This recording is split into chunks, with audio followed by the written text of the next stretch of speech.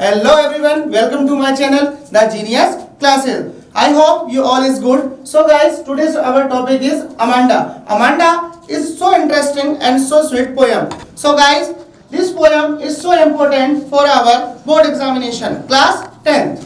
ध्यान रखें बच्चे, क्लास 10th के लिए ये पोयम बहुत ही ज्यादा इंपॉर्टेंट है। इसमें क्या होता है, एक बच्ची है जो उसकी मदर जब कोई मुझसे मिस्टेक हो जा रही है तो उसके लिए उसे डांटती हैं, कुछ चीज़ों के लिए मना करती हैं, तो वो अपनी एक इमेजिनेबल लाइफ में खो जाती है, इनविजिबल हो जाती है कि काश मैं ऐसी होती जिससे मुझे किसी चीज़ की कोई टेंशन नहीं होती। ज़्यादा बातें ना करते हुए, ज़्यादा समय ना लेते हुए अपनी पोएम को स्टार्ट करते हैं। सो देखिए, our first stanza is don't bite your nails Amanda, don't hunch your shoulders Amanda, stop that slouching and sit up straight Amanda. मतलब अमांडा एक लड़की है जिसकी माँ उसे जो मना करती है क्या कि अपने नाखून मत खाइए, don't hunch your shoulders Amanda, अपने शोल्डर को मत झुकाइए, stop that slouching and sit up straight Amanda.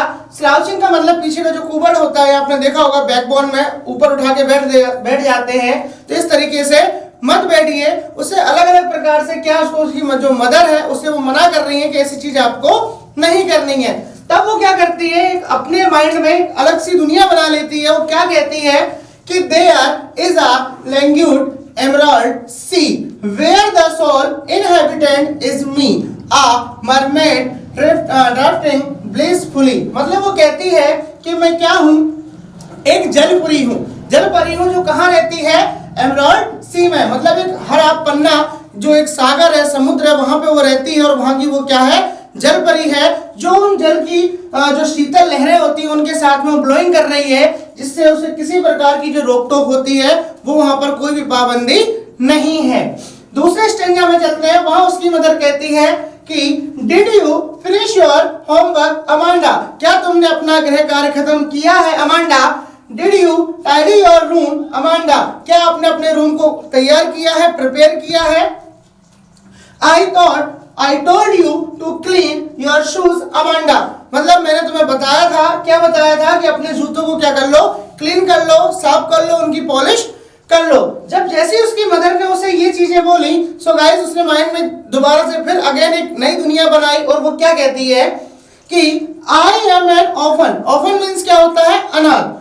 I am an orphan roaming the street, I patterns of dust with my husk bare feet, the silence is golden, the freedom is sweet। मतलब वो क्या कहती है, जैसे सूस की बात की गई तो कहती है मैं एक अनाथ हूँ, मेरा कोई भी नहीं है और मैं ऐसी गलियों में बिल्कुल आवारा, बिल्कुल बिंदास, किसी रोक टोक के नहीं मैं वहां पे घूम रही हूँ।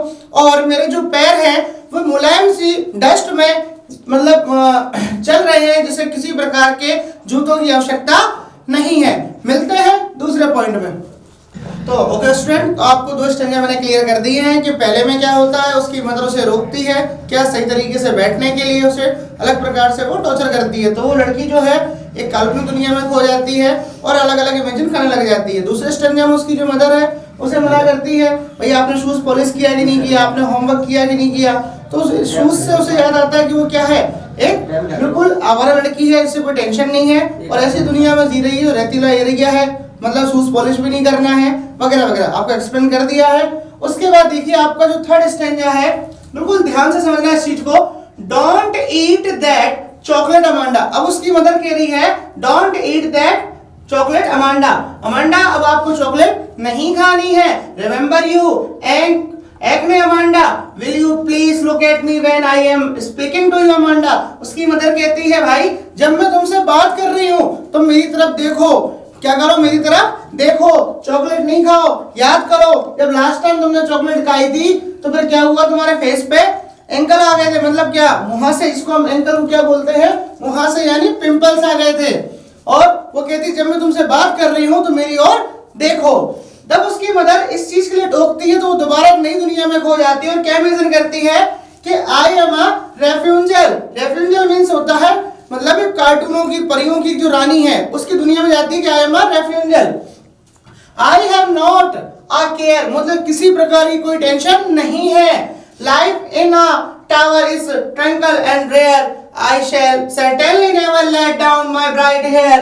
तो वो क्या कहती है, मुझे किसी प्रकार की कोई टेंशन नहीं है, मैं क्या हूँ, रेफ्यूजियल हूँ और एक लंबे टावर पे मैं रहती हूँ, मैं किसी को भी अपने पास में आने की परमिशन नहीं दूंगी। जब मुझे कोई चीज चाहिए होगी गाइस तो फिर मैं क्या करूंगी, उस चीज को मतलब मैं अपने खुले बालों को खोल लूंगी और जब मेरी इच्छा होगी तभी कोई ना कोई काम होगा, मुझे किसी भी चीज के लिए कोई टोकेगा रोकेगा नहीं। उसके बाद लास्ट स्टेंजा में आपकी क्या बात होती है, stop that sulking at once Amanda, you are always so moody, think that I nag at you Amanda। मतलब वो क्या बोलती है उसकी mother, stop that sulking at once Amanda, you are always so moody।